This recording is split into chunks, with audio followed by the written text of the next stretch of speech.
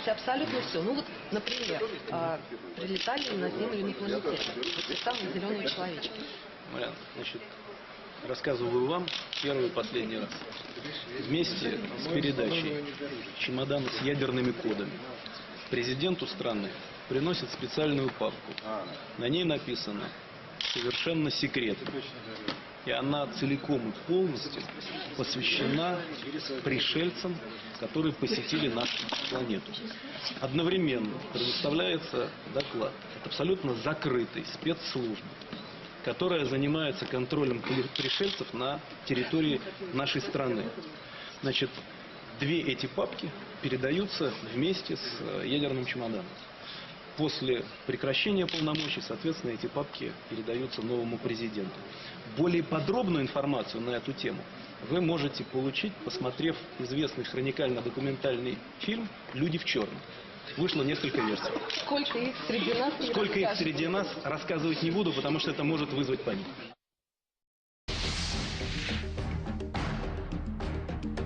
Impactantes declaraciones dio a conocer el primer ministro ruso Dmitry Medvedev, quien confirmó públicamente la existencia de seres extraterrestres en nuestro planeta. Fue la grabación de un programa de la televisión estatal donde Medvedev reveló este trascendente secreto de Estado.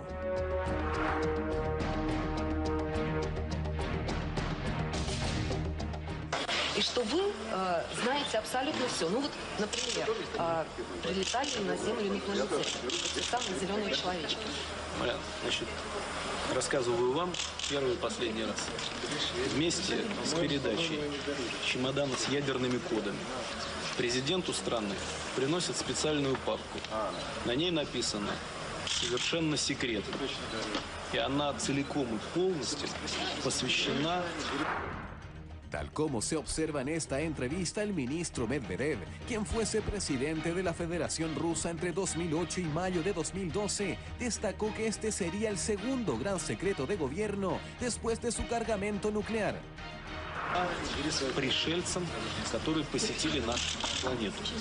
Одновременно предоставляется доклад от абсолютно закрытой спецслужбы, которая занимается контролем пришельцев на территории нашей страны. Значит, две эти папки передаются вместе с ядерным чемоданом.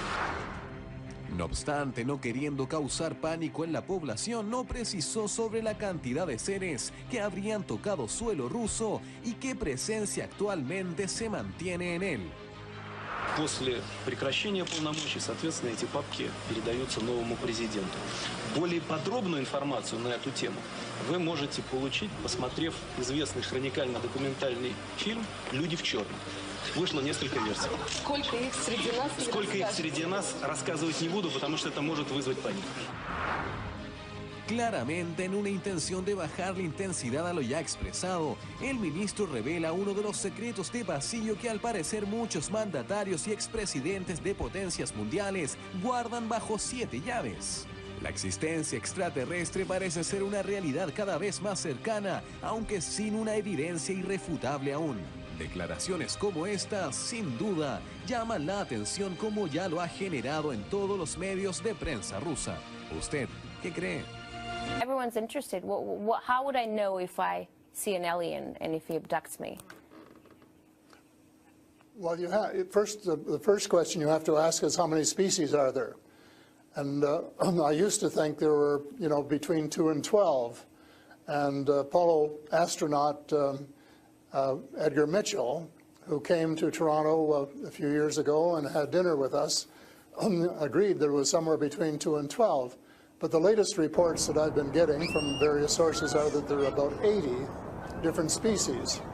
And some of them look just like us, and they could walk down the street and you wouldn't know if you ran, walked past one. And they're what we call the Nordic blondes, and also the tall whites, who are actually working with the United States Air Force in Nevada.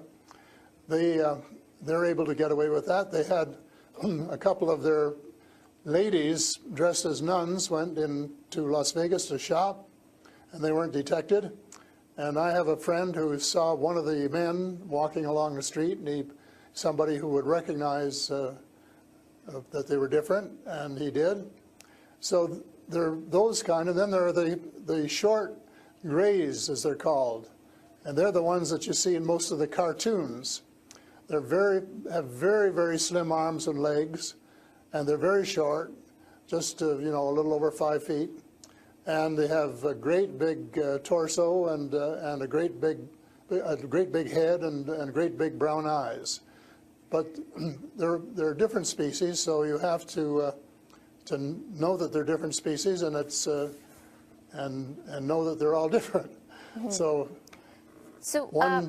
if you saw the short gray, you'd certainly know that there was something up that you'd never seen before. But if you saw one of the Nordic blondes, well, you'd probably say, "Oh, I wonder if she's from Denmark or somewhere," So this species that you're describing, are they all different in terms of nice and mean? Are some of them nice and benevolent? Are others nasty? Or how are they? Are they good to people on Earth, or are they here to harm them? Well, it's a difficult question to answer because they have different agendas. And maybe all of us on Earth should have the same agenda, but you couldn't say maybe that Russia and China and the United States all had the same agenda at every turn, because they don't. And I would say that nearly all are benign, they're benevolent, they want to help us. There may be one or two species which do not. And that's one of the things I'm investigating at the moment, is to see who they are and what they're up to and what their agendas really are. All right, we're talking to Paul Hellyer, former Canadian Minister of Defense, who says extraterrestrial life forms exist and are present on Earth. We'll talk more about what they are and why they're here after a short break. Stay with us.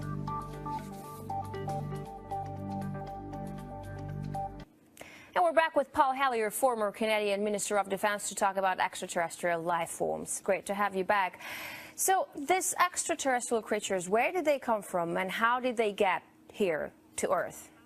They come from various places. For a long while, I only knew about ones who came from different star systems. The Pleiades and Reta Reticula and several other star systems. But in the last few months, I have met people who have made me aware of that there are some in our star system, and that there are actually extraterrestrials who live on a planet called Andromeda, which is one of the moons of Saturn, and that there are others on Venus and some on Mars, and that they may be interacting between themselves. I suspect that they are, because there is what is called a federation of these people, and they have rules. For example, one of the rules is that they don't interfere in our affairs unless they're invited to. And that's one of the reasons probably that we haven't seen more of them until very recently. And so but what do you mean? There are a lot of people who want to interact with them. There are a lot of people who actually want to see them and know who they are. What, they need a special invitation to interact with us? What does it mean? They don't want to interfere into our affairs. Well, they don't want to tell us how to run our affairs. They have accepted the fact this is our planet and that we have the right to run it. But they're very, very concerned. They don't think we're good stewards of our planet. We're not. We're clear-cutting our forests, and we're polluting our rivers and our lakes, and we're dumping sewage in the oceans, and we're doing all sorts of things which are not what good stewards of their homes should be doing, and they don't like that, and they've made it very clear. And as a matter of fact, they have given us a warning.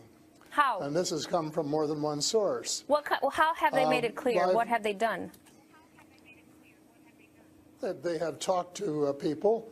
One of the chaps I talked to about a month ago was interacting with them in 1974, he and his brother, in Peru. And they were taken to Andromeda, teleported, and they were told what the people there think, and that we're really wrecking our planet, and in fact that something dreadful is going to happen to it if we don't smarten up and change our ways. We spend too much time fighting each other. We spend too much money on military expenditures and not enough on feeding the poor and looking after the homeless and the sick, and that we are polluting our waters and our air, and that we're playing around with these exotic weapons, thermonuclear weapons and atomic weapons, which have such a devastating effect both on our Earth and on other areas in the cosmos, and they don't like that. And that's the reason they would like to work with us to teach us better ways, but only, I think, with our consent. And they work through individuals, and they try and pick out individuals who won't be frightened to death of them, because they can give you quite a fright. One of the cases I'm familiar with was the tall whites in Nevada, where the United States Airmen working with them, were just frightened to death of them. And one, Charles Hall, rescued the daughter of one of the high-up people in the tall whites, and as a result became very good friends with the mother. And as soon as they could trust each other, they had a wonderful relationship. And he wrote a book about it. It's called Millennial Hospitality. Millennial Hospitality. And it tells you how you go through these stages of being scared out of your wits. But then when you establish a trust and a working relationship, why you can have the same relationship, same kind of relationship that you would have with someone here on Earth. But here's what I'm thinking. If you're outing their presence, which is clearly not what they want since they're hiding, why aren't they so afraid of, why aren't you afraid of repercussions? Because you're obviously stating that they're here among us, and you're telling me all these species that exist.